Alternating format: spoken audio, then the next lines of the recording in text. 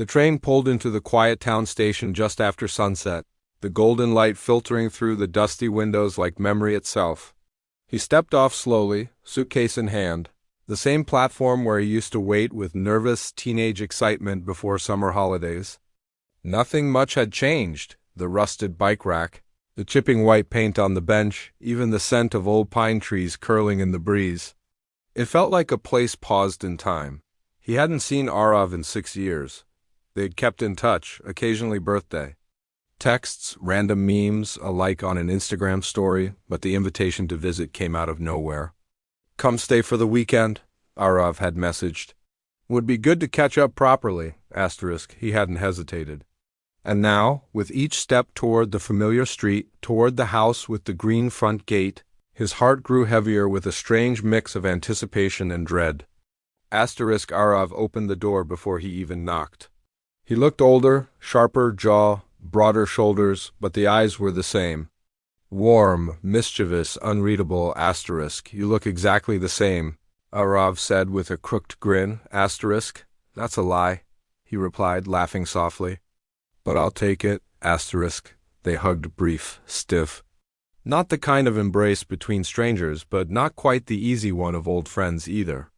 Just enough to say, "We're not who we were, but we're trying to be."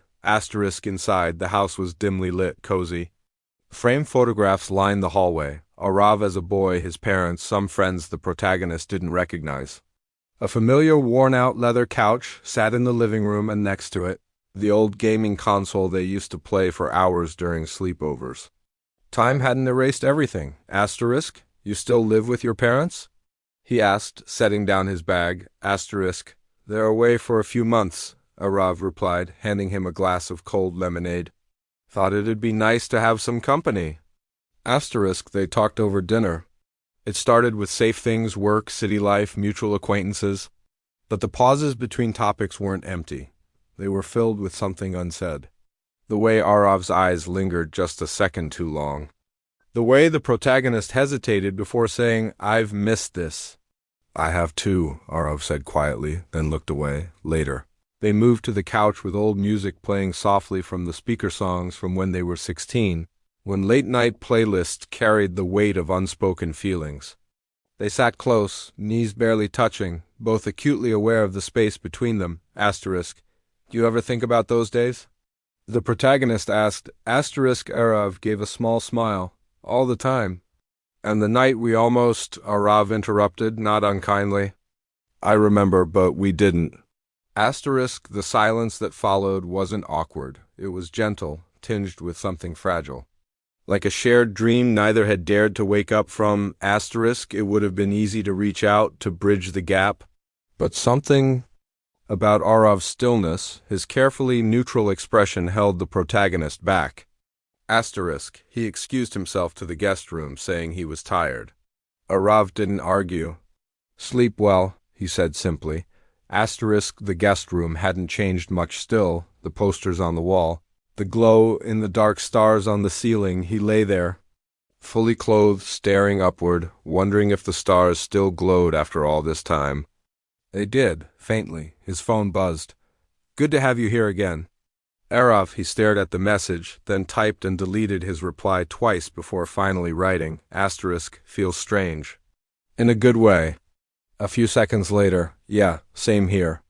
He didn't sleep for a long time. Not because he wasn't tired, but because his mind kept circling the same thought. Maybe this weekend could become more than just a visit. Maybe what they'd left unspoken back then might finally find the words now. But somewhere in the back of his mind something didn't sit right. A flicker of hesitation in Arav's eyes. A tension he couldn't quite name. Still, he closed his eyes with a hesitant hope. The kind that blooms quietly, without permission, after years of silence. Morning light spilled through the thin curtains, casting golden streaks across the floorboards. He woke slowly, unsure of where he was for a moment, until the scent of toasted bread and faint music from the kitchen grounded him. It was still quiet. The kind of silence that carried memories instead of emptiness. He got up, stretching, trying to shake off the strange weight in his chest. Last night had stirred something he hadn't expected to feel again, not this vividly. Not for him.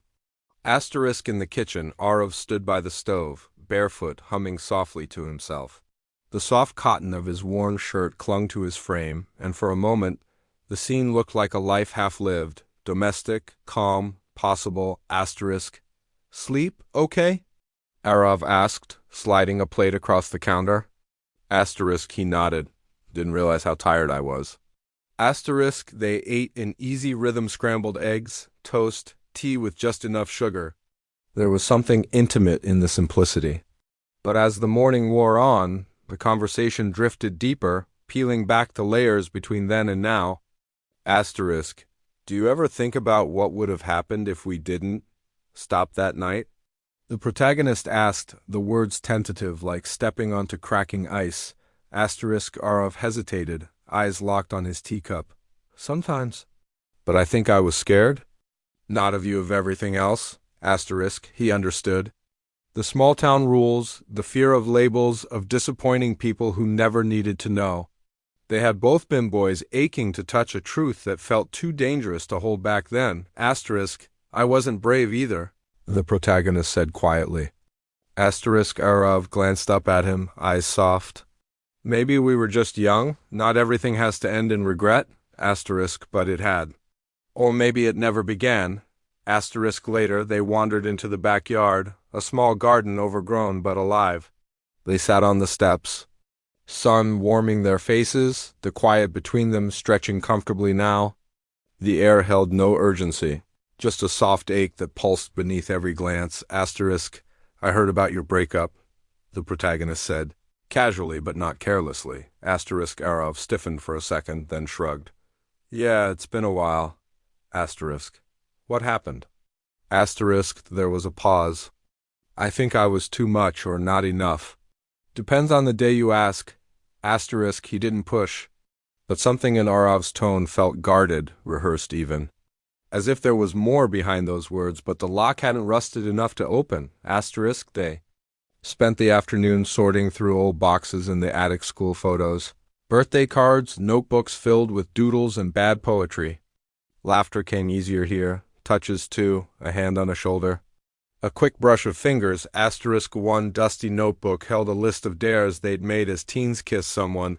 Sneak into the movie theater, jump into the lake at midnight. One line was circled twice. Tell him how you feel.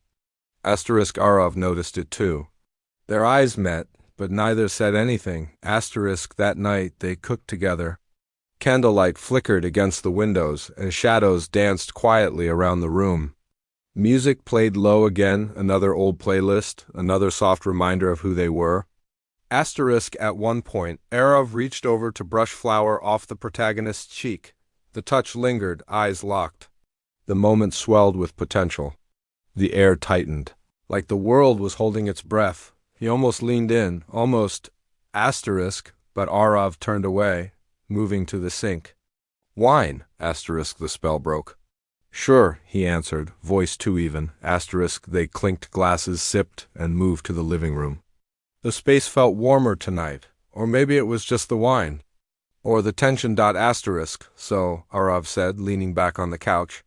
Still writing? Asterisk, here and there.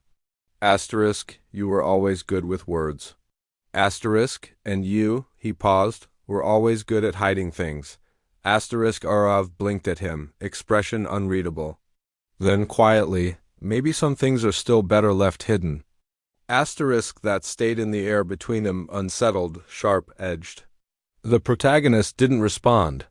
He just watched the candle burn lower and lower, casting fleeting shadows across Arav's face. Shadows that made him harder to read and somehow more familiar. Asterisk later, in bed again, the protagonist lay wide awake. The stars on the ceiling were dimmer now, some faded completely. He thought of the almost moment in the kitchen, the almost kiss.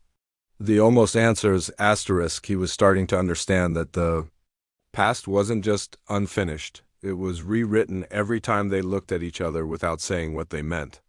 Every silence was a sentence they didn't have the courage to speak. Asterisk, and yet a flicker of hope remained. A cruel, beautiful thing. Asterisk. The morning sun felt harsher than before. It filtered through the guest room curtains with an unwelcome clarity, illuminating the dust motes drifting through the still air. He sat on the edge of the bed, phone in hand, staring at the quiet screen. No messages.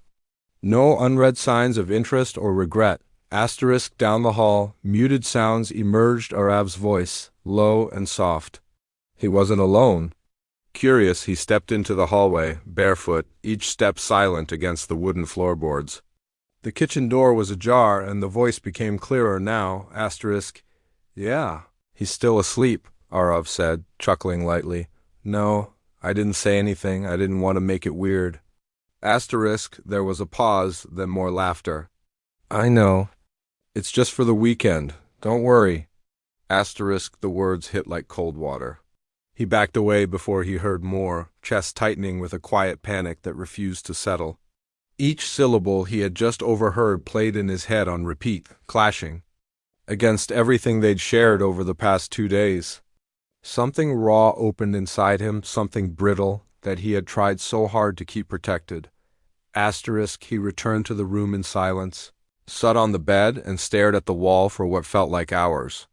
The light had shifted, but the weight in his chest only grew heavier. Asterisk, by the time he emerged into the kitchen, Arav was setting out breakfast again like nothing had changed.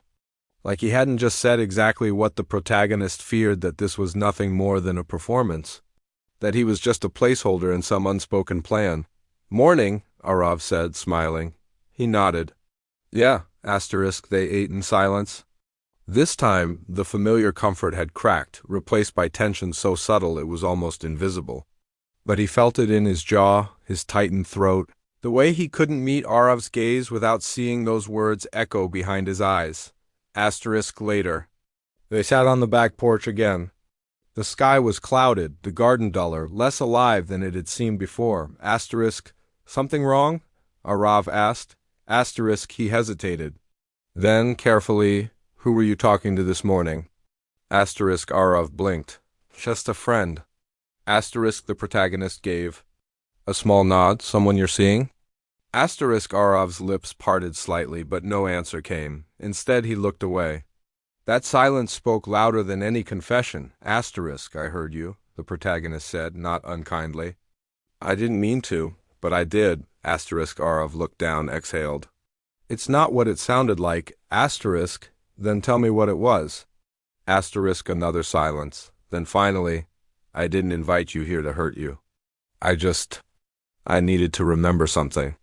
Or maybe prove something, I don't know. Asterisk, to yourself or to him.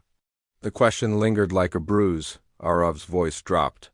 He left me months ago. I thought maybe if I posted pictures, made it seem like I'd moved on, he'd notice. He always did when when you use someone else. The protagonist asked, more wounded than angry. Asterisk, no, not like that. I didn't mean for you to get caught in it. Asterisk, but you knew I still felt something, he said. You had to know. Asterisk, Arav looked at him, finally meeting his eyes. And there it was, remorse, regret, but not love. Not the kind the protagonist had wanted, not the kind he had held on to all these years like a fragile keepsake. Asterisk, you were always the one person I trusted, Arav said softly. But I never knew how to give you what you wanted. Asterisk, I didn't want anything, the protagonist replied. I just wanted the truth. Asterisk, the air between them turned quiet again, but this silence was different, no longer filled with longing or possibility. Only understanding, heavy, aching understanding. Asterisk, he stood up slowly. I should start packing. Asterisk, you don't have to. Go yet, Arav said quickly. Asterisk, he shook his head. I do, because if I stay, I'll start hoping again. Arav looked down, said nothing, as he walked back through the hallway, past the framed photos, past the memories etched into the floor and walls. He felt each step loosening the grip of the past. The ache didn't fade, but it settled like a stone in water, unmoving but no longer rising. Asterisk, he closed the door of the guest room gently behind him and started folding his clothes, every movement deliberate, like gathering pieces of himself. He had once left scattered in this house. Asterisk the visit had begun with a quiet hope. Now it ended with a quiet truth. He knew which one would last longer. The morning was gray, cloaked in mist.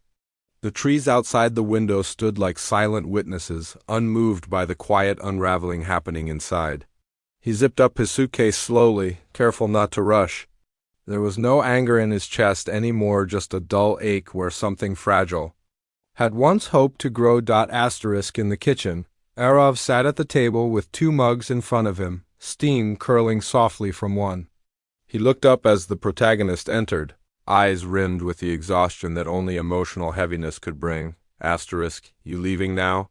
Arov asked, voice hoarse. Asterisk, yeah, he said, adjusting the strap of his bag. The train's in an hour. Asterisk Arov pushed the untouched mug forward. Figured you'd want tea, like old times. Asterisk, he sat down hesitantly. The tea was warm, familiar, but it didn't comfort like it used to. Asterisk, neither of them spoke for a moment.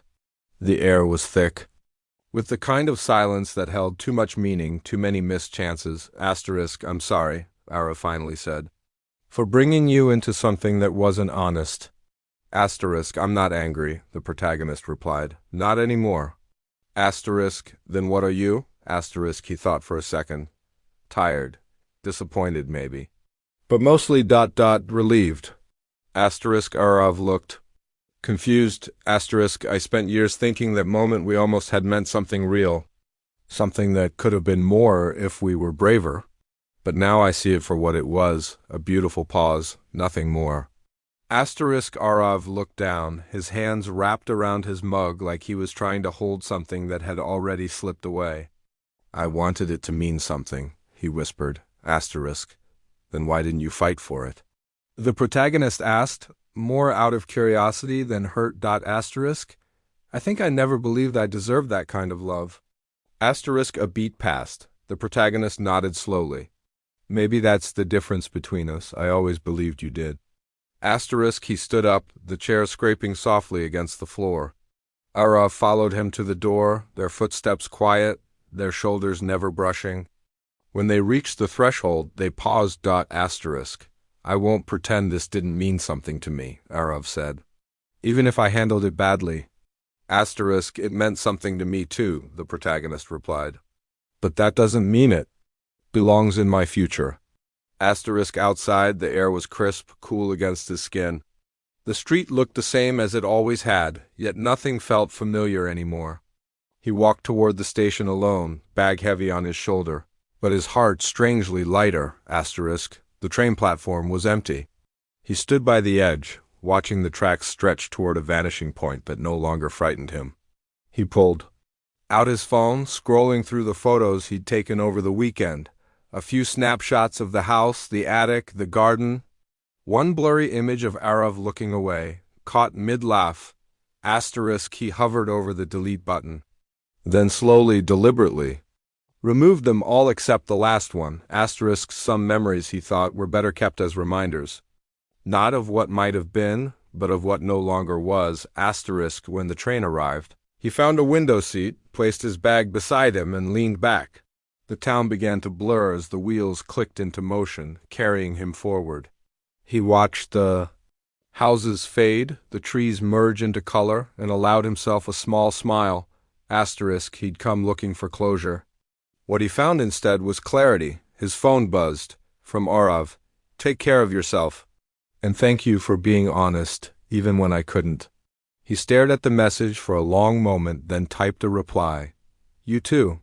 Some goodbyes are just beginnings we never expected. Send.